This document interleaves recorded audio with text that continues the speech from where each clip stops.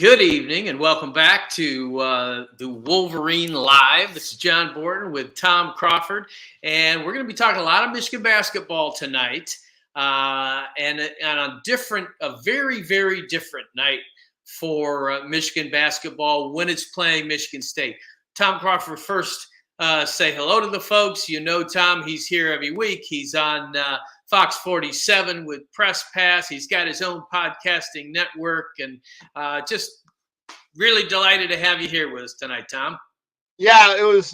It's great to be here. As it always, it's an honor to be on here, John. And it's like speaking of Press Pass, so on Sunday night it was Jack and Rico Beard and myself. Okay, Mm-hmm. and, Yeah. and this civility just covered the entire show. I mean, it's like the rivalry thing has been put aside at least for a little bit. And that's what you had in the pregame and everything leading up to Michigan State, which Yeah. is so unusual. And we know it was all about the events that happened up at Michigan State and the tragedy there. And what you had coming out of Ann Arbor was a great deal of kinship and compassion and the sense that we want to be extremely sensitive and extremely respectful in this time. You know, they bathed that Chrysler Center in green, and you heard the Michigan Pep Band play MSU Shadows, and it was just, you set the scene, because as someone who kind of lives a little bit in both worlds, Michigan graduate and resident of East Lansing, a stone's throw from the Breslin, and tell us what that meant, I guess, to you in knowing how contentious and bitter this rivalry has been.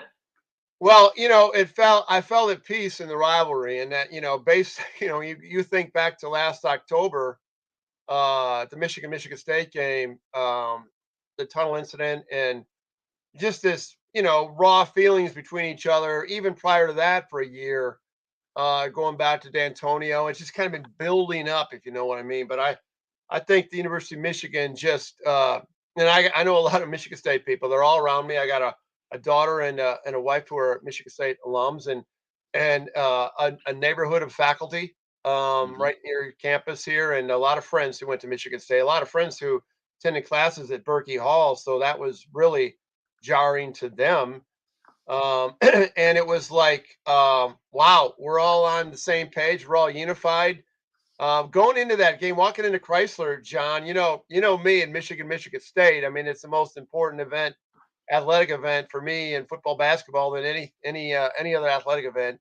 But I went in there with not so much indifference. I wanted Michigan to win, obviously, but I wanted a civil atmosphere. I wanted an emotional atmosphere, and I think that was. I don't know how Michigan does that green. Everything was green, and the Michigan band. Give credit to the Michigan Pep Band.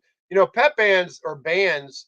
For football games, you play the fight song of the other school. During your pregame, paying homage to your rival, but you never play the alma mater of the other school. And Michigan, my understanding, learned this in a couple of days. MSU Shadows, which is one of my favorite alma maters, and they crushed it. I mean, I was thinking that's a Michigan State band down there. It was an amazing rendition, and Izzo was overwhelmed. I talked to a lot of Michigan State folks that I know, including Matt Larson, others. They incredibly appreciative of the University of Michigan. So we put the swords down, and but when that ball went up, it was intense. I thought both teams played hard, and finally, like the double clutch Kobe Buffkin, the shots that hasn't been going in all year. You go to Virginia game and other games, Indiana game, but that 3-ball won the game. Let's be real, because Michigan then goes down, gets a stop. And then Hunter, from a tremendous dish from Doug McDaniel, hits that 3 at the top of the key, and it's game over. You're shooting free throws to finish off. So it was a great night in a lot of ways. Yes, absolutely. We're going to talk a lot more about the game. I want to hang on to this sense of civility for a moment because, you know, you and I are close enough to it to understand that there are knuckleheads on each side of this thing. Yeah. That from the Michigan side, you probably had people out there saying, "Oh, they should never, bathe Chrysler Center in Right.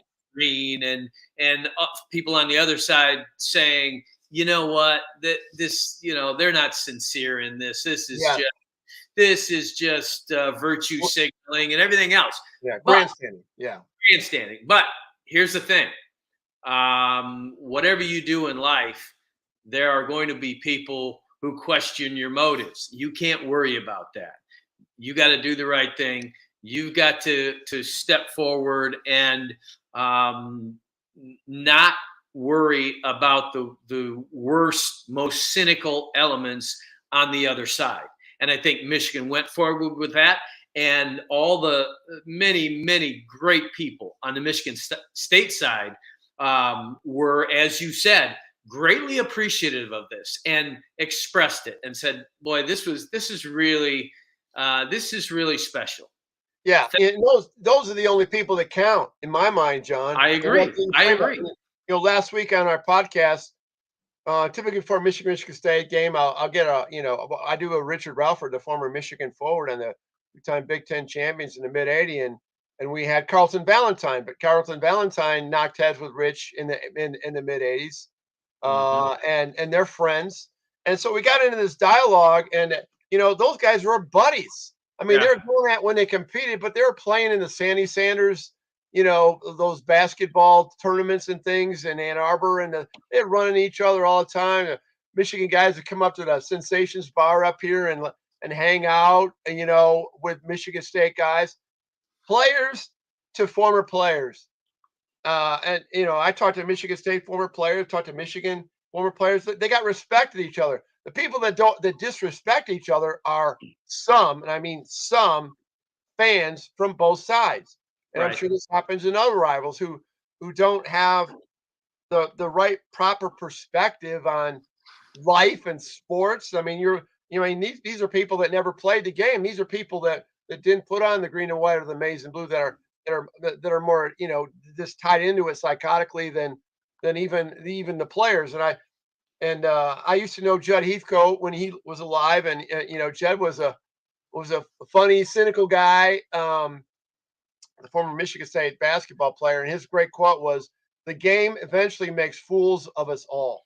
Hmm. And Yeah. I think rivalries with emotion does that. But fortunately, what happened, priorities came into place this past week, and doing things the right way and bonding together as a unified state of Michigan, two great public universities. I think it was terrific in that regard. Horrific what happened, but the silver lining is there is a unification. I think, at least temporarily.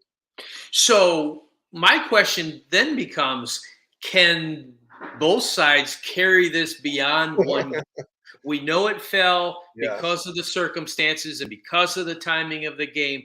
Can it be carried forward by the better elements of both sides? And that I wonder about. Now, it's perfectly legitimate to criticize the other side for something that goes past what you'd like to see, goes over the line when Michigan State players get out of line and attack people in the tunnel, when Juwan Howard takes a swipe at another coach. Mhm. That's fair game. And but what I'm talking about is this just this animus, this vitriol that seems to be nonstop and ever escalating in this series. Can we take a step back from it for a little bit? Great question, first of all. I think it can be done, but it's going to have, this is where quote unquote leadership has to come into play. And when I talk about leadership, and I'm talking about, when Mark D'Antonio was at Michigan State, some of his comments to Michigan, including, in 2006 7, can we have a moment of silence? And then what that led to Mhm. moving forward, and then the Mike Hart situation, and then the back and forth. And then more recently, I mean, Jim Harbaugh, um, following the tunnel situation, it was perceived up here that he played too strong of a role of judge and jury right after that game. Now, you and I were in the presser, and I didn't know any of the facts at all. And but I mean, he did come on strong, and so my to answer your question, I think Nick's fall, and in October 21st, we're not going to know how this rivalry goes until October 21st of 2023. When what happens then? Michigan comes to Spartan Stadium, okay? Yeah. And if you think basketball has venomous animosity, in fact, football is at the top. Let's be real. Right. I mean, Michigan State people hate Michigan football going back to Bo Schembechler. So, and Harbaugh to them is Bo Schembechler. So how that whole atmosphere leading up and all that. I'll answer that question after that week, after that game, to tell you where we're at, because I don't think we're going to really know until then. I think that's fair. But I guess the best anybody can hope for is to remember how that game was and the spirit that went into it, regardless of the outcome, and do their best to carry that forward. The people that aren't committed to this mindset of everything the other school does is wrong and I am going to attack it. Yeah. I don't know how much hope there is for those folks, but you've got a lot of reasonable people on both sides that maybe can play a bigger role in tamping down some of the harsher emotions. Yeah. Let's Yeah. go And ahead. real quickly, another caveat, you're talking about two schools 60 miles apart. And the other element is you have a school that both teams are relevant in both sports, in Mhm. college football and college basketball. They're in the Sure. hunt. Okay. You go through the nation right now. There's not too many rival schools that have the two sport rivalry level of winning that Michigan State both have. I think that adds to it. Yeah, no, I agree, and let's let's turn our conversation now towards the competitive basketball end of Yeah. this thing, because for Michigan, on a night where it did everything right in the areas surrounding the game, once it took the court, it looked like it might be almost a wire to wire Michigan State win. And then all of a sudden, when it comes time to finish a game, which Michigan hasn't done with any kind of consistency this year, it did exactly that. You get Kobe Buffkin with a crazily good 3-point shot, kind of gave a reminder of Stu Douglas up at the Yes. Breslin in a 2011. Yes. dagger, and you just said, okay, we'd almost written this team off as a team that can't finish, but all of a sudden it does. Talk about this game from that aspect, from okay, this is who this team has not been. Can it be going forward? In the post-game presser, Juwan was standing right behind Kobe when he had that double clutch shot.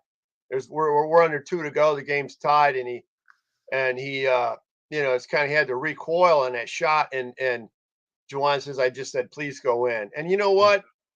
The basketball guys had one coming to Michigan, because this has been this has been a year of misfires at critical stages. So that was bound to happen. I mean, I ranked that up. I mean, Mark Lozier hit a shot against Michigan State in 1978 up at Jenison.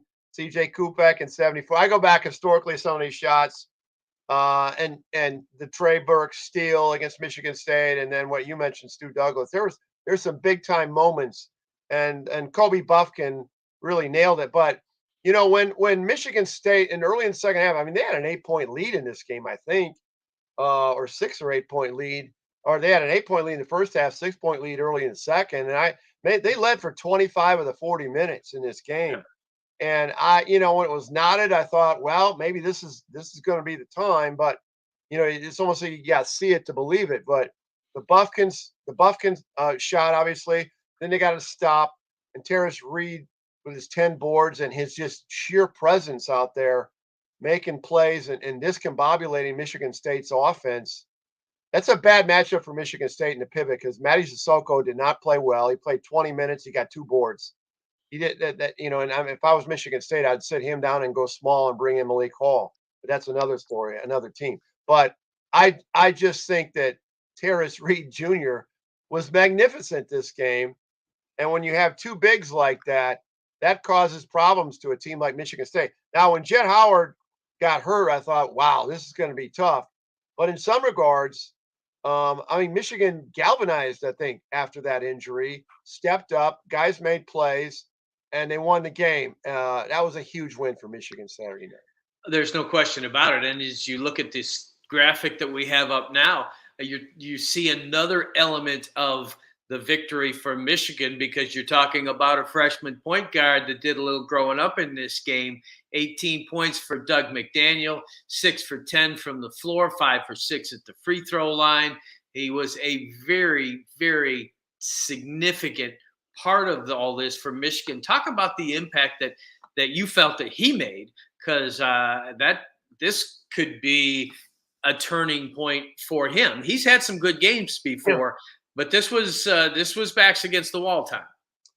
Yeah, I talked to teammates today on a podcast of Gary Grant. Gary Grant was a starting freshman guard for Michigan in the 84-85 season, and he was like the general right from the start. He was a guy that had leadership skills.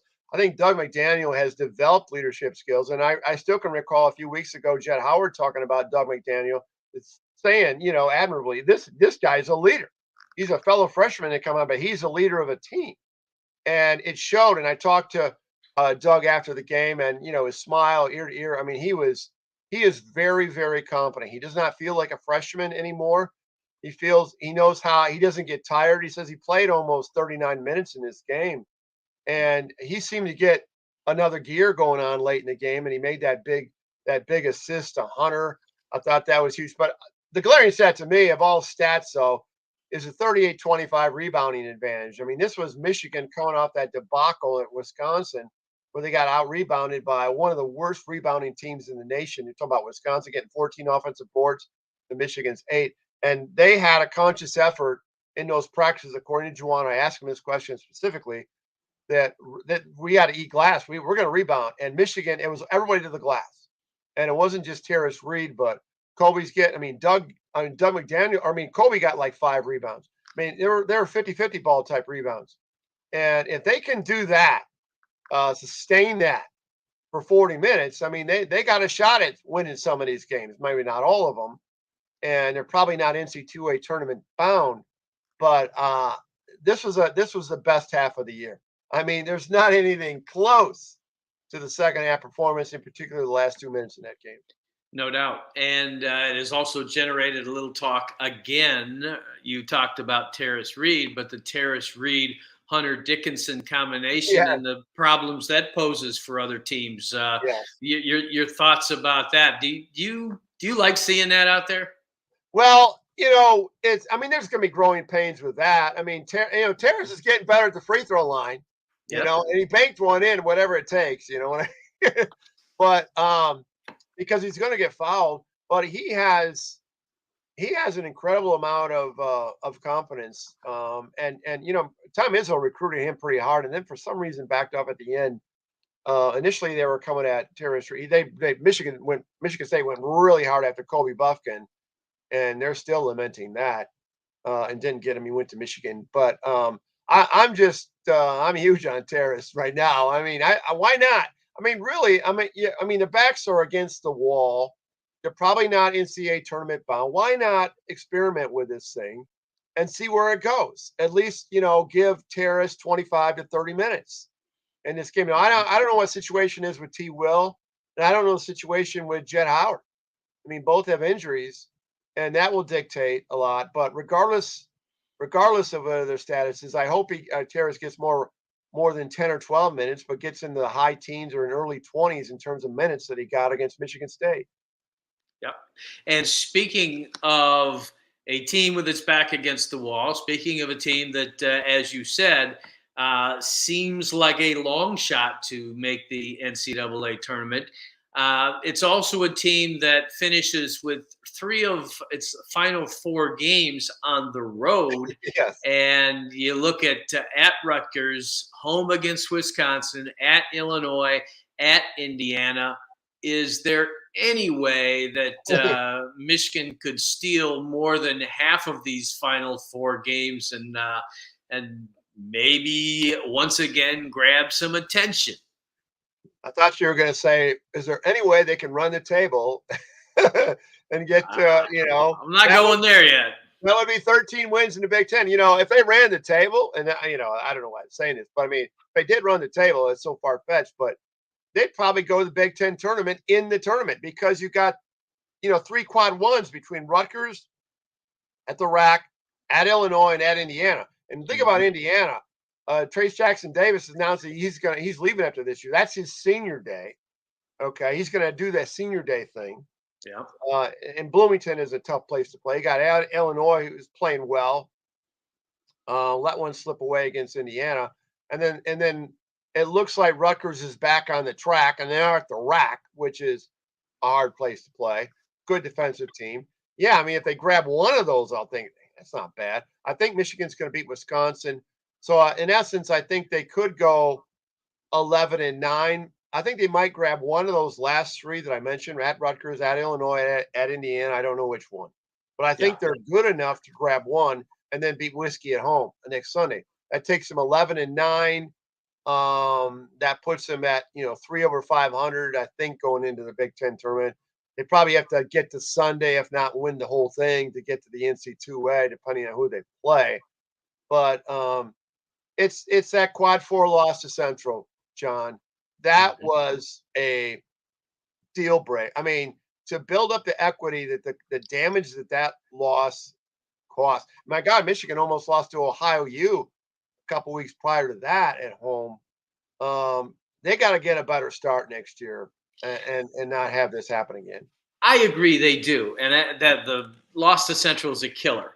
But they had so many chances to ameliorate some of the damage done there at Iowa, at Wisconsin, Indiana at home. There's so many games that Virginia.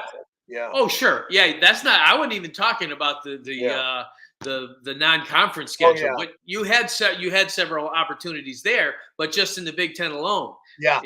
It's those close ones that could have really changed the narrative on this team. I'm with you. I don't think that I think the best that they're going to do is 500 over the last four games of this regular season, which puts their back squarely against the wall going forward.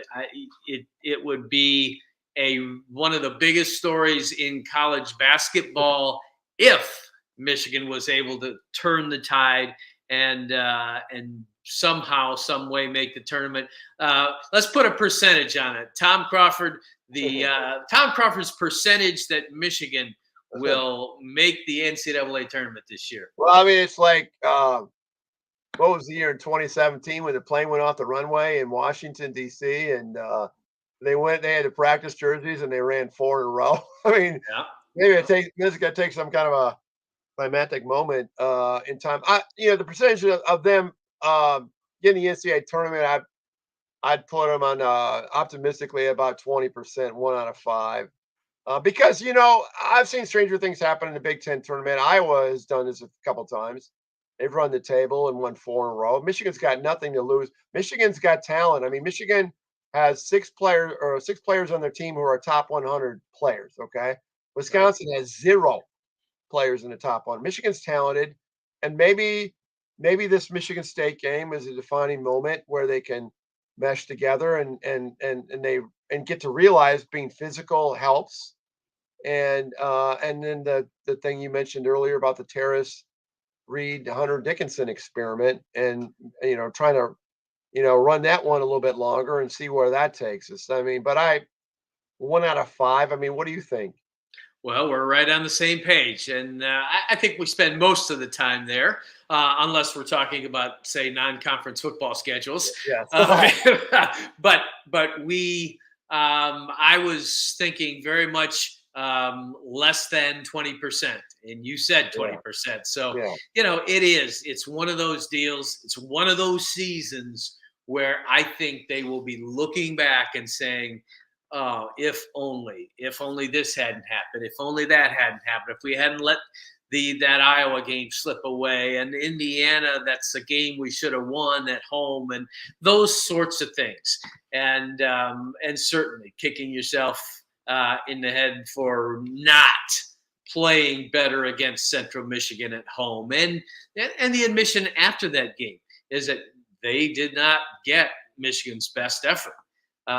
That's an indictment.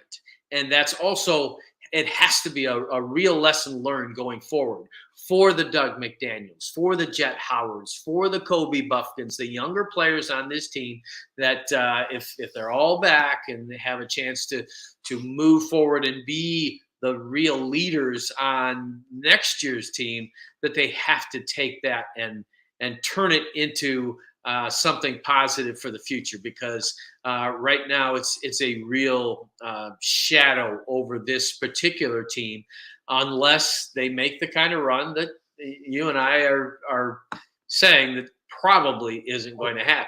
Yeah, well, John, this is the difference between now and say 10 years ago, or pre transfer portal days, and guys leaving early. And I mean, who knows what this makeup of this lineup is going to be next year? I mean, we can all be excited. Yeah, this is great. Doug's getting experience. That's cool. Kobe's getting experience. I mean, I don't know what this team. I can't even fathom what the roster is going to be. I'm thinking Jet Howard's going to leave early.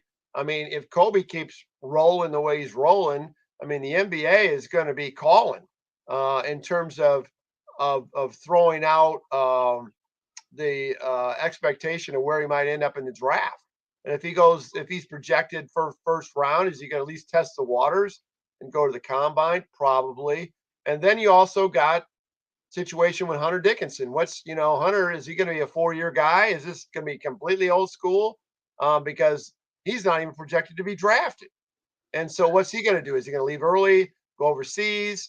I mean, if everybody came back with the right attitude and benefiting from this experience of what not, how to start the season quicker. And I mean, they could have a really, really good team next year, but you don't know. And we probably won't know till May. And that's the crazy part of college basketball right now, John. And it's also why John Beilein's an executive in the NBA and probably not still coaching Michigan basketball. But John Beilein, by the way, who made an appearance at Chrysler Center on Saturday, along with his 2013 guys who created a lot of March excitement. Before we switch gears into a little bit of football, your thoughts on seeing that crew again? Well, it was interesting because at halftime, Michigan was down 3. And I think Michigan fans at halftime, at least the people that I went and visited some folks at halftime, some friends of mine, and it was like we're lucky to be down by 3. It could be worse, kind of thing. And Michigan wasn't, and then they played much better in the second half. And it's like I had this feeling that when they announced John Beilein's name, everybody's like, "Come back, John, we want you." You know what I mean? Because when your team's struggling, the head coach is a recipient of the critiques, and we got as a seat getting hot and blah blah blah. And so, but I thought, I think this is really important when you bring some of these teams back. And Trey Burke, I didn't go to that press conference. I think that was before the game. Was talking about he'd love to have his jersey up there, and I think number 3 would be worthy of it. I don't know what the criteria is. You go to some of these other basketball arenas, and out here at Michigan State, you see a lot more retired jerseys than what Michigan's got, like 4 or 5. Not that many, and I would think Trey Burke would be would be a consideration. But it was great to have them back. That was such a fun team. I still think of that clean block. Michigan could have beaten Louisville. Michigan should have beaten Louisville, a title that's been vacated since. Yeah. Uh, that one, that's the one that got away. The 18, I mean, we knew that that was a daunting task of beating Villanova. I felt the same way when they played Georgia in football this past or last year. That this is a little pie in the sky here, but Michigan could have beaten Louisville. They had them, and it slipped away. That one's gonna still hurt. I mean, that's 10 years ago. And that's crazy how time flies. Yep. Best clean team in the nation, and no trophy to show for it. Yes. No, Yeah. no banner. At least a national championship banner. Well, let's. We got a few minutes left. We're going to move over to football because, as we have often said, football season never ends. This is not a question directly about spring ball, but it is a question about football and about one of the topics that was kind of hung over the entire last season, the 2022 season. There wasn't much to criticize in that season on an overall basis because you obviously beat Ohio State again. You won the Big Ten again. You made the playoffs. Certainly we can talk all day long about what happened in the playoff game, but that's not the topic for today. What I want to know is we watched a team all year long that has gone back to the I don't know, kind of slug them out Michigan football of yesteryear, and runs it all over the place on people. But now it has a passer that got people excited with his legs and his arm in J.J. McCarthy. He can sling it around. He can throw accurately. What we saw, though, is more often than not, J.J. McCarthy handing off to 250 yards rushing, 300 yards rushing, a buck 50 passing, something like that, 11 for 12 performance through the air. My question is this: do you think, and we won't know this in spring ball, we won't know this until you hit that season in the fall, but do you think that Michigan will make a more concerted effort to throw it earlier in games, throw it more often in games, so that when they get to some of these shootout games where they really have to throw it early and often to hang with a TCU in that type of game, that they will be at the top of their game in that sense? Well, I hope so. I mean, there's another caveat that's really nice about Sherrone Moore. You got one coordinator, you got one offensive coordinator now, which I think is a good thing. And I don't know how the dynamics of that worked last year, as far as having the co-coordinators, but it's good that Sherrone is the guy, and however that works, that dynamics works with Harbaugh, I don't know.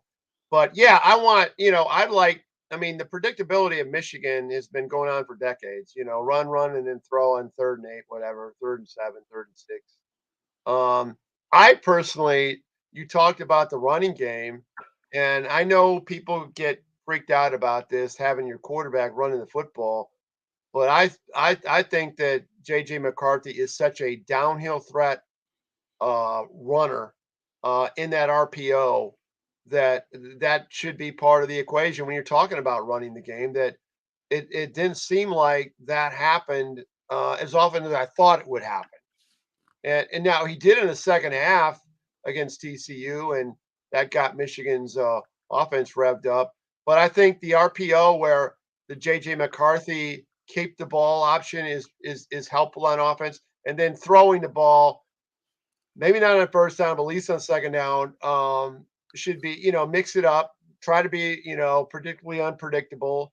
And when you have an offense that can threaten you both ways, run and pass, and you have a quarterback whose legs threatens the consciousness of the linebackers, well, we got to, you have to put a spy on this guy because he can hurt you.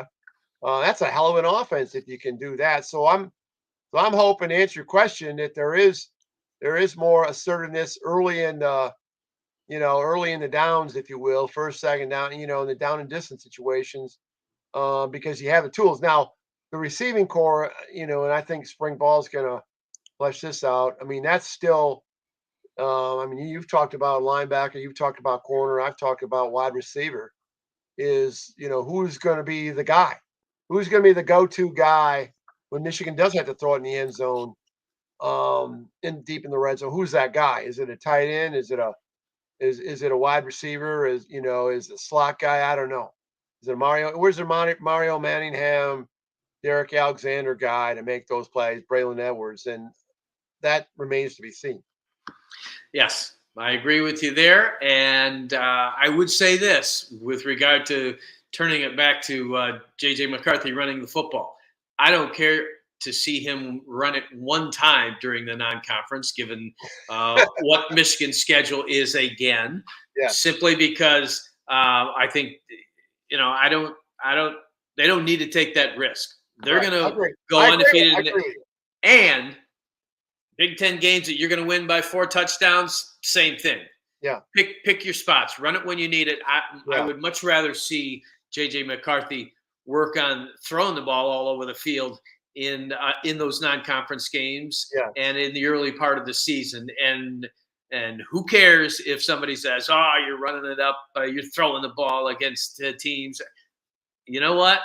They have got something to work out so that you're not going to get a pick six early against TCU, and so that that you're going to have a high level, and especially, you think about the changeover in the receiving corps and some of these freshmen that are going to be now sophomores stepping up that have to the Amarian Walkers of the world that have to be the guys that step in for the Ronnie Bells and become the 6, 7, 800-yard pass catchers that that they're going to be well established when you get to that point. So good points on your end of it, certainly. And I know you love the rushing attack, and I do as well. My question, I guess my final question for you, and we can play off of this a little bit, but you've got Blake Corum coming back. You've got Donovan Edwards coming back. Are we looking at 2,000-yard rushers in this coming season? Well, that non-conference slate will probably add a lot of yardage, if you will.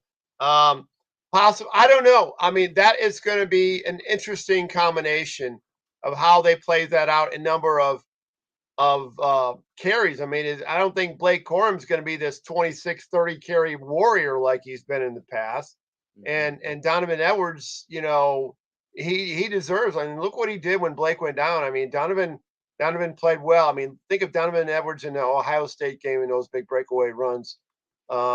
Yeah, I mean, it's going to be interesting how they manage that element of distribution of carries and keeping guys healthy. Blake Corum got hurt, and I'm not saying fatigue caused that, but he carried a football a lot of times heading into that Illinois game, and sometimes you wonder is it finally just the parts start wearing out, and you're vulnerable. One back thing I want to add though, when you're talking about receiving core, Darius Clemens. Remember him in the spring game?